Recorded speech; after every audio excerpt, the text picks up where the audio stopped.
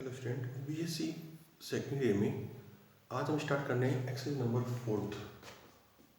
आपको exercise third नहीं करनी है क्योंकि वो फोर्थ और फिफ्थ एक्सरसाइज के अथवा में और में आता है, तो उसको ड्रॉप करना होता है। अगर उसको करा भी देता हूँ तो बेटा ये एक्सरसाइज फर्स्ट और सेकेंड के एक्सरसाइज के अथवा में आने के कारण ओवरलैप जाते हैं बेटा। तो 5 चैप्टर में से केवल एक चैप्टर हर साल एक्सरसाइज छुड़ाता हूँ बेटा, ये वाली एक्सरसाइज नंबर 3 ये इसके अथवा में आता है, इन दोनों के और में आता है। तो इसकी जगह पे आप ये 2 चैप्टर कर लीजिए, तो इसका पक्का श्योर क्वेश्चन आते हैं बेटा। ठीक है, अब आता है इनफाइनाइट इंटीग्रल, मतलब अनंत समाकलन। ये होता क्या है समझाता हूँ, एग्जाम्पल सिखाता हूँ। आज बेसिक सिखाता हूँ और 2-3 एग्जाम्पल सिखाता हूँ आपको, ताकि आपको दिक्कत नहीं है मेरा क्वेश्चन करने में। 0 से अनंत सिंपल x इंटू dx, कुछ भी ले लो। देखो ये लिमिट क्या है, इनफाइनाइट है। तो पहली कंडीशन क्या होती है, या तो ऊपर इन्फिनिटी हो या फिर नीचे इन्फिनिटी हो। दूसरा एक क्या हो सकता है, 1 से 3 1/1 - 6।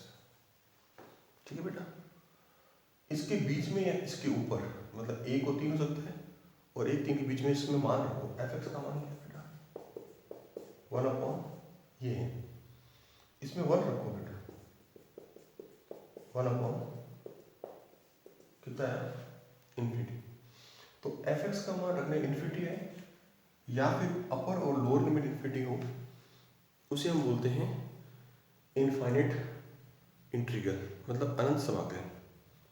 या तो लोअर या अपर इन्फिनिटी हो, ये बाउंडेड हो मतलब परिबद्ध हो, या फिर लोअर अपर लिमिट की वैल्यू हो लेकिन f(x) का मान इन्फिनिटी हो जाए, तो उसे हम कहते हैं बेटा इनफाइनाइट इंटीग्रल या अनंत समाकलन। अब अनंत समाकलन के टाइप्स ये 3 काइंड्स के होते हैं, फर्स्ट काइंड, सेकंड काइंड और थर्ड काइंड। नॉर्मली आपका फर्स्ट काइंड ही करना है बेटा आपको, ठीक है। तो ये किसके कैसे होते हैं बेटा, वो समझा रहा हूँ मैं बेटा फिलहाल आपको, कि फर्स्ट काइंड, सेकंड काइंड और थर्ड काइंड। प्रथम प्रकार की, द्वितीय प्रकार की और तृतीय प्रकार की।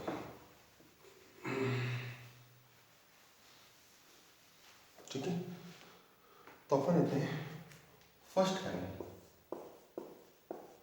प्रथम प्रकार के समाकलन, अनंत समाकलन।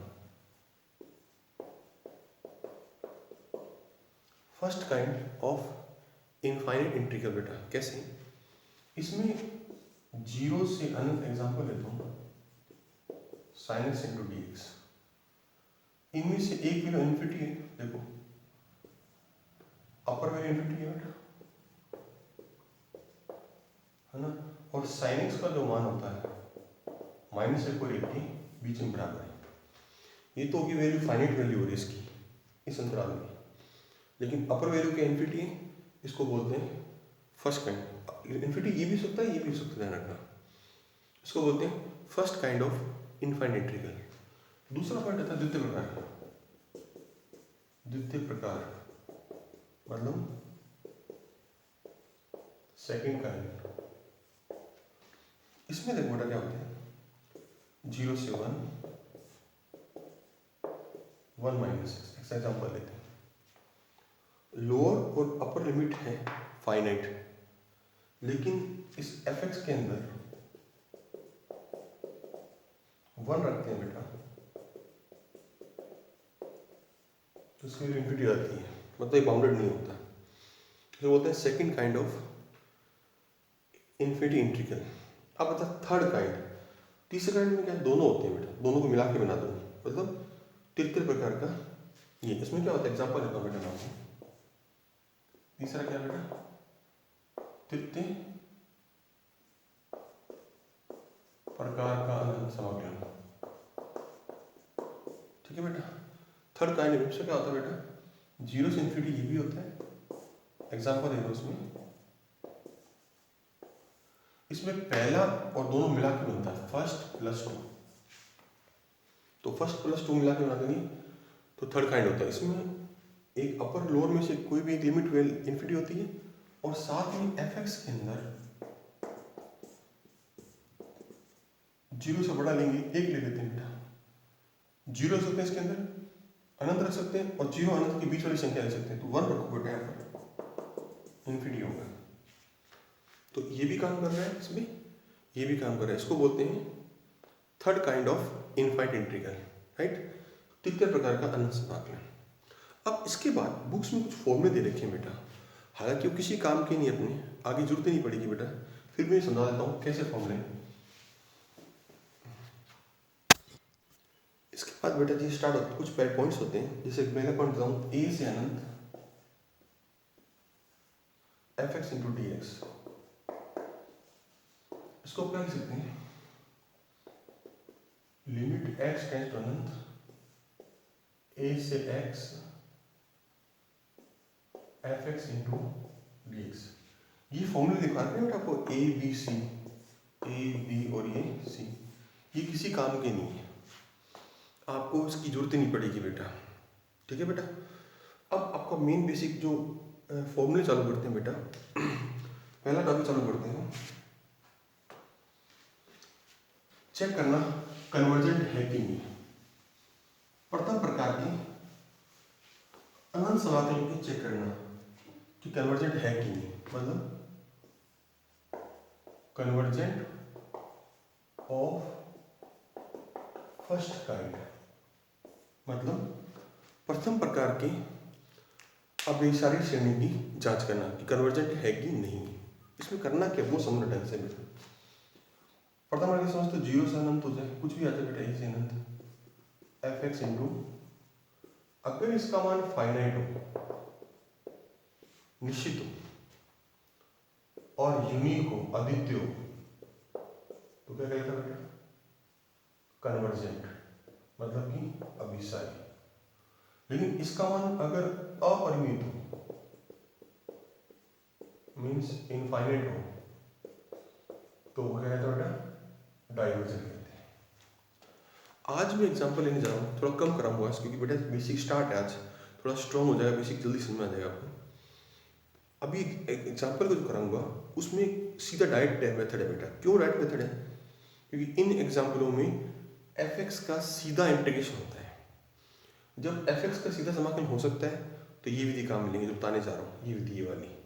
लेकिन जब fx का समाकलन संभव नहीं होता है तो कुछ टेस्ट हैं, जैसे रेशो टेस्ट है, ठीक है बेटा, अल्बर्ट टेस्ट है, ये सारे कुछ टेस्ट हैं जो बाद में बताऊंगा बेटा आपको। तो अभी मैं एग्जाम्पल वो कराने जा रहा हूँ जिसमें आपको fx के डायरेक्ट फॉर्मूले आपको आते हैं, इसके इंटीग्रेशन सीधे संभव होते हैं। उसके मैंने नोट्स भेजे हैं, वो किताब के ही नोट्स मैंने फोटो भेजी बेटा आपको, ठीक है। तो इसमें अपने फर्स्ट क्वेश्चन आता है, एग्जाम्पल है बेटा, एग्जाम्पल में मैंने दिया हुआ है, फिर वैल्यू देती है बेटा। एग्जाम्पल में एग्जाम्पल 3 है बेटा पहले की, तो इसमें वो एग्जाम्पल ले रहा हूँ बेटा आज आपको जिसमें डायरेक्ट इंटीग्रेशन पॉसिबल है। अच्छा, इस चैप्टर में भी अपने पास केवल सभी चैप्टर में बेसिक करना है और एग्जाम्पल करना है, इतना ही करना है। और 5th चैप्टर पूरा कंप्लीट करना है, एग्जाम्पल क्वेश्चन सब बेसिक मिला के करना है बेटा, कि उसमें से बड़ा क्वेश्चन भी आता है और छोटे क्वेश्चन भी आते हैं बेटा, ठीक है। तो एग्जाम्पल नंबर दिया हुआ नहीं इसमें, उसमें दे रखा पहला 0 से अनंत 1/x² इंटू डी एक्स। ये बेटा इसको ऊपर ले जाओ, x की पावर -1, ठीक है बेटा। इसका आपको समाकलन करना है बेटा, ठीक है। तो बेटा क्या होगा समाकलन, तो x की पावर -1 सॉरी 1 से अनंत, 1 से अनंत लिमिट है, 1 से अनंत, -1 बाहर आ जाएगा बेटा, 1/x। पहले अपर लिमिट लगाओ, फिर लोअर लगाओ, ये 0 1 आ गया बेटा। 1 एक फाइनाइट नंबर है, निश्चित संख्या है, इसका मतलब ये क्या कहलाएगा बेटा, कन्वर्जेंट कहलाएगा या अभिसारी कहलाता है। फिर आता है दूसरा एग्जाम्पल, पहले का बी बेटा, इसी एग्जाम्पल का बी पार्ट, तो ये वो फंक्शंस हैं जिनकी आप इंटीग्रेशन सीधे संभव है, इसलिए इसमें कोई टेस्ट का नाम नहीं दिया। इसमें बस के वैल्यू निकालेंगे, अगर वैल्यू फाइनाइट है तो कन्वर्जेंट, इनफाइनाइट है तो डाइवर्जेंट बेटा। ठीक है, बस एक इसके एग्जांपल 3-4 दिन चैप्टर है बेटा, और 5-7-10 दिन का वो चैप्टर अगला चैप्टर है, खत्म होती फिर नई बुक से चालू होगी, आपको मैं ऑफलाइन क्लास लगा दूंगा बेटा। ठीक है, नेक्स्ट है माइनस अनंत से 0 sine hyperbolic x into dx, right. आप जानते हैं साइन हाइपरबोलिक फॉर्मूला भी होता है बेटा वैसे तो, और सीधे कर दो वो भी होता है। इसका फॉर्मूला होता है बेटा e की पावर x माइनस बाई, सब जानते हैं। ठीक है बेटा, अब आप बताइए इसका बेटा समाकलन।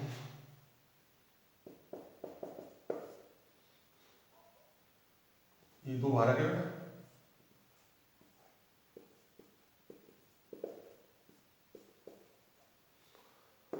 अब इसका समाकलन बेटा कितना होता है, e की पावर x का e की पावर होता है, और इसका होता है e की पावर माइनस x, माइनस नीचे आएगा, माइनस माइनस का प्लस 0। अपर लगाओ,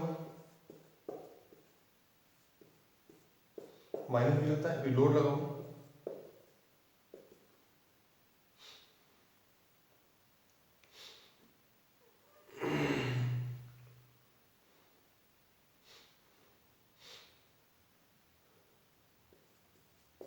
ठीक है बेटा। इसका मान 2 हो गया, 1 1 2 हो गया बेटा। e की पावर माइनस इनफिनिटी 0 होता है बेटा, और ये minus infinity, minus plus infinity, तो पूरे वैल्यू क्या आएगी, प्लस इनफिनिटी। अब इसके लिए प्लस इनफिनिटी हो रही है, इसका मतलब ये क्या कहलाता है बेटा, डाइवर्जेंट, मतलब कि अपसारी कहलाता है, राइट। इस तरह ये एग्जाम्पल नंबर पहले उसके एग्जाम्पल का बी पार्ट हो गया। अब सी, ये वो एग्जाम्पल ले रहा हूँ बेटा मैं आज जिसमें इंटीग्रेशन डायरेक्ट पॉसिबल है। अब कल जो कराऊंगा मैं आपको उस वो लूंगा जिसमें इंटीग्रेशन डायरेक्ट पॉसिबल नहीं हो रहे हैं बेटा। तीसरा है 1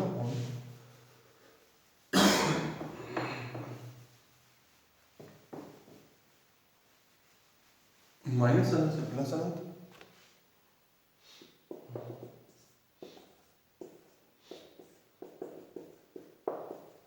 ये ठीक है। अब बताओ 1 प्लस एक्स स्क्वायर का समाकलन क्या होता है बेटा, tan और x से अनंत, अपर लिमिट लगाओ अनंत, लोअर माइनस अनंत, ये माइनस बाहर आ जाएगा,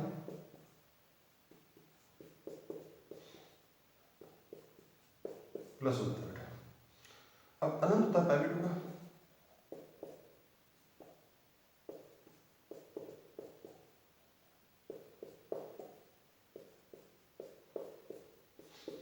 pi by 2 plus pi by 2 पाई, ये बेटा क्या है, फाइनाइट है, इसका मतलब ये कन्वर्जेंट है, मतलब अभिसारी है। ठीक है बेटा, आज इतना कर लीजिए। अभी आप मैंने वो इसके क्वेश्चन बिल्कुल नहीं करने अपने को, बस सारे एग्जाम्पल कवर करने हैं सारे। ठीक है बेटा, फर्स्ट काइंड दूसरे काइंड का थोड़ा बहुत करना है। ठीक है बेटा, फिर नेक्स्ट चैप्टर जो अगला है 5th चैप्टर वो कंप्लीट करते हैं। और सर इतने कराते हैं बेटा कि वो चैप्टर अथवा में आता है, इसलिए बेटा वो ओवरलैप कर देता है बेहतर को, इसलिए वो नहीं कराते हैं। ठीक है बेटा, तो इसके बाद में आपको कल जो है अगला टेस्ट कराऊंगा, जैसे कंपैरिजन टेस्ट है, एल्बर्ट टेस्ट है, कुछ 3-4 टेस्ट हैं इसके बेटा, किसके लिए, फर्स्ट काइंड के लिए पर्टिकुलर। ठीक है, वो इसलिए करते हैं क्योंकि उनके इंटीग्रेशन पॉसिबल नहीं होते हैं। अभी मैंने करा रहा हूँ जो इनके समाकलन पॉसिबल हो रहे हैं, ध्यान रखना इस चीज़ का बेटा। और जो कल कराएंगे टेस्ट, उसको इसलिए टेस्ट की आवश्यकता पड़ती है क्योंकि उसमें इंटीग्रेशन जरूरत आपको, इंटीग्रेशन डायरेक्ट होते ही नहीं है, उसके फॉर्मूले ही होते नहीं बेटा। ठीक है, थैंक यू।